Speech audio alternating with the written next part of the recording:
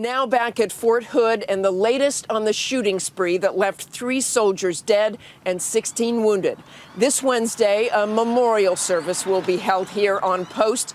Meanwhile, investigators are trying to figure out why one soldier went on a rampage. ABC's Pierre Thomas has been tracking that part of the story. Pierre?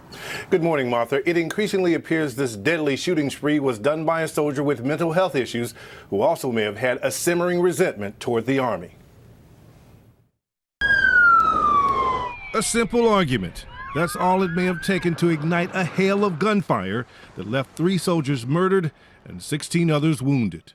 We believe that the immediate precipitating factor was more likely an escalating argument in his unit area. A possible source of that dispute, Wednesday, Iraq War veteran Ivan Lopez was applying for leave and was allegedly frustrated by a slow-moving bureaucracy. He was told by the supervisor to wait until tomorrow and come back. Phyllis Westbrook told ABC's Alex Perez about his son Jonathan's near-fatal encounter with the suspect.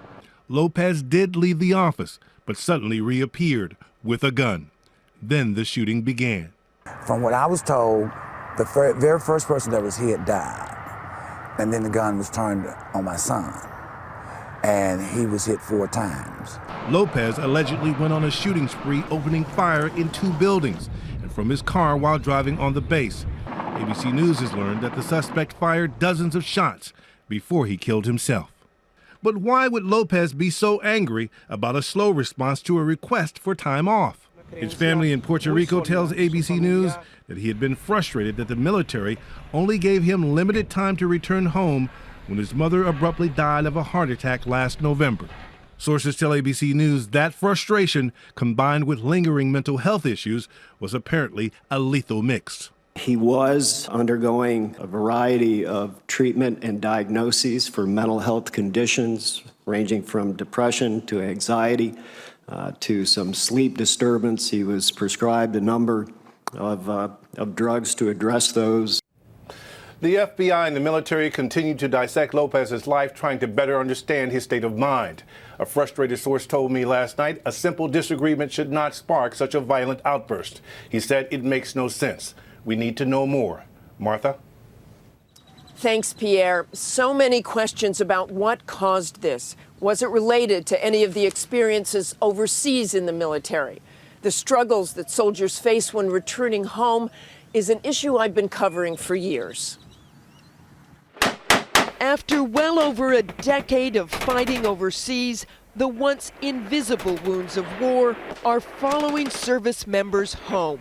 The numbers are staggering, with over 130,000 Iraq and Afghanistan veterans treated for PTSD last year alone.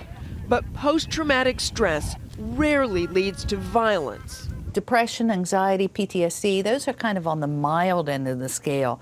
When we have violence associated with mental illness, it's usually people who have delusions, paranoia, psychosis. But a new survey of Iraq and Afghanistan war veterans shows 4 in 10 say they have experienced outbursts of anger related to their military service, and more than half say they felt disconnected from civilian life.